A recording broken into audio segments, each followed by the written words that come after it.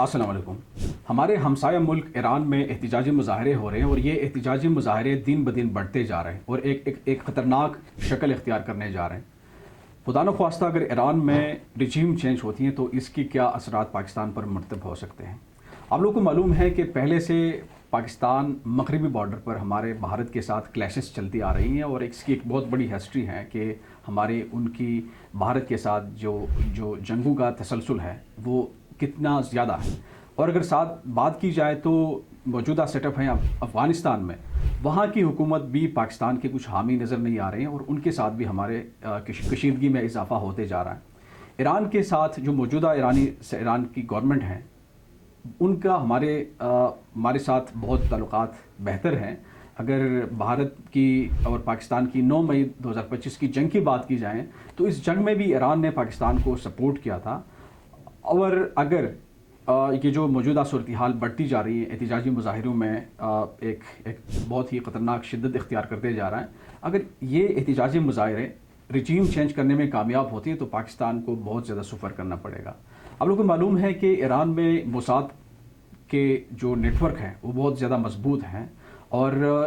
اس کو لے کر اگر بات کی جائے تو موساد اور را کا ایک دوسرے کے ساتھ بہت ہی گہرا تعلقات ہیں۔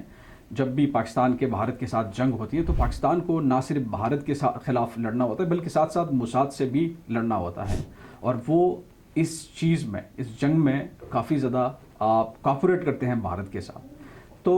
رجیم چینج اگر ایران میں ہوتی ہیں تو پھر اس کا مطلب یہ ہے کہ پھر والا جو سیٹ اپ ہوگا وہ پرو اسرائیل اور پرو امریکن ہوگا۔ تو جب امریکہ اسرائیل کے نیٹ ورک پہلے سے اگر اسی طرح مضبوط ہے اور پھر اس کے بعد ایک پرو اسرائیل گورنمنٹ آتی ہے ایران میں، پھر پاکستان کو نہ صرف مشرق اور مغرب کے بارڈر کی فکر کرنی پڑیں گی بلکہ ساتھ ساتھ ایران کے ساتھ جو ہمارا ایک لمبا چڑا بارڈر ہے اس کی بھی فکر کرنے پڑیں گی، یعنی کہ پاکستان کو تینوں اطراف سے پھر خطرہ درپیش ہو سکتا ہے۔ ہم بات کرنا چاہیں گے کہ یہ احتجاجی مظاہرے اس کے مقصد کیا ہیں۔ پہلے تو یہ مہنگائی کے خلاف شروع ہو گئی تھی، لیکن اب ان کی ڈیمانڈز اور ان کی مطالبات میں کچھ فرق نظر آ رہا ہے، بلکہ مطالبات بڑھتے جا رہے ہیں۔ تقریباً 45 سے زائد شہریوں کی ہلاکت ہو گئی ہے ایران میں، جس میں پولیس فورسز شامل ہیں، آرمی کے پرسنل شامل ہیں اور عام شہری شامل ہیں، اور یہ احتجاج بڑھتا جا رہا ہے۔ دوستوں، اگر امریکہ کی بات کی جائے تو امریکہ نے ریسنٹلی وینزویلا سے ان کا قائم مقام صدر کو ان کے اہلیہ سمیت وہ اٹھا لے کے گئے امریکہ، تو ہم یہ بات کہہ سکتے ہیں کہ تقریباً وینزویلا کی جو تیل کے ذخائر ہیں یا دیگر ریسورسز ہیں اس پر امریکہ کا تقریباً ایک قبضہ ہی ہوا ہے۔ تو وینزویلا اور ایران کے آپس میں ان کے بھی بہت بہتر تعلقات تھے، وہ ایک ڈیفنس پیکٹ کی طرف جا رہے تھے ایران اور وینزویلا۔ تو اس چیز کو دیکھ کر پھر امریکہ کو کافی تشویش ہو گئی تھی کہ اگر وینزویلا اور ایران کے بیچ میں ایسا کوئی معاہدہ ہو جاتا ہے تو وہ پھر امریکہ کے لیے سر درد بن سکتی ہیں۔ تو وینزویلا میں کارروائی فوجی مداخلت کرنے کے بعد ان کی امریکہ کی اگلا ہدف ان کا ہمیں ایران نظر آ رہا ہے، اور ایسا ہی کچھ ہوتے نظر آ رہا ہے۔ امریکہ کی اگر ریسنٹلی ہسٹری آپ اٹھا کے دیکھ لیں تو 2022 میں تقریباً امریکہ کی جو ٹرمپ ڈاکٹرائن ہے وہ ہمارے سامنے آ گئی ہیں، وہاں باقاعدہ ڈاکومنٹس لیک ہو گئی ہیں کہ امریکہ مستقبل میں کیا کرنا چاہتے ہیں، دنیا میں وہ کیا دیکھنا چاہتا ہے۔ تو اسی ڈاکومنٹ میں آپ کو یہ نظر آئے گا کہ امریکا پریزیڈنٹ ٹرمپ کا کہنا ہے کہ وہ دنیا کے ریسورسز پر امریکہ کے مخالف ملکوں کی اجارہ نہیں دیکھنا چاہتا ہے۔ اس کا مطلب یہ ہے کہ وینزویلا میں جو نیچرل ریسورسز وہ ایکسپورٹ کر رہے تھے چائنا کو یا رشیا کو، اس پر تو پوری طرح اب پابندی لگ چکی ہے، اور ریسنٹلی اگر آپ دیکھیں تو رشین آئل ٹینکر کو امریکہ نے بالکل اس کو سکویز کر لیا تھا، جو کہ وہاں کے وینزویلا کے آئل کو لے کے جا رہے تھے، اور اسی طرح چائنا کو بھی جو ریسورسز جو تیل کی ایکسپورٹ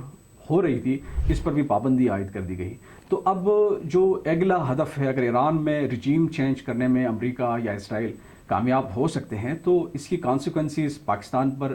بہت زیادہ ہوں گی اور بہت خراب ہوں گی۔ اچھا، اس کے ساتھ ساتھ انٹرسٹنگ بات یہ ہے کہ اب ترکیہ بھی چاہتا ہے کہ پاکستان سعودی عربیہ کا جو معاہدہ ہوا ہے، پاکستان سعودی عربیہ پیکٹ جو ہے اس میں شامل ہونا چاہتے ہیں۔ آپ کو یاد ہوگا پچھلے سال ہمارے سعودی عربیہ کے ساتھ ایک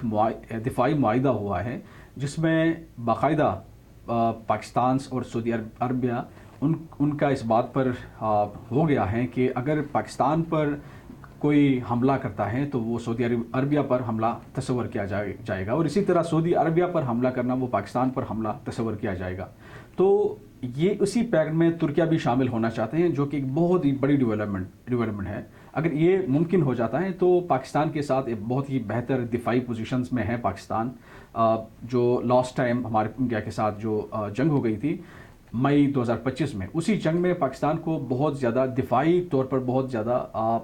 بہترین پوزیشنز حاصل ہوا ہیں، اور اس چیز کو لے کر دنیا کے ممالک پاکستان سے اربوں ڈالر کے جو دفاعی ایکوائپمنٹس ہیں خریدنے جا رہے ہیں، اور اربوں ڈالر کی جو ڈیلز ہوتی جا رہی ہیں۔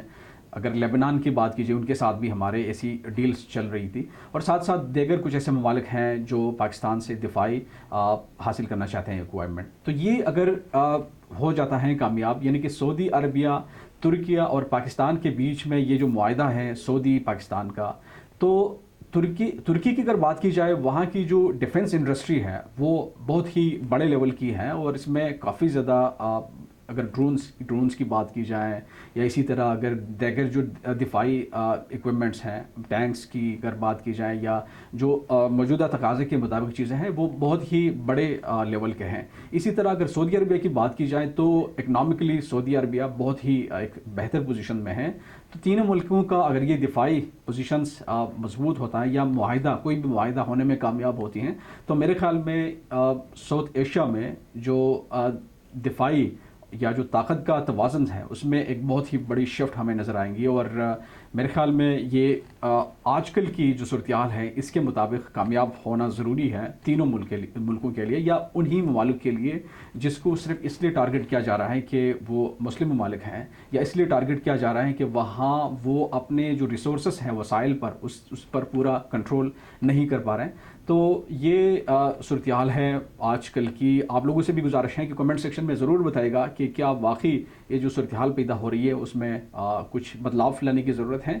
یا پھر اگر اسی سمت میں جاتی ہیں، کامیاب ہوتی ہیں، تو پھر ہمارے لیے کیا کچھ ہونے کو ہے۔ بہت زیادہ شکریہ۔ ٹیل نیکسٹ، خدا حافظ۔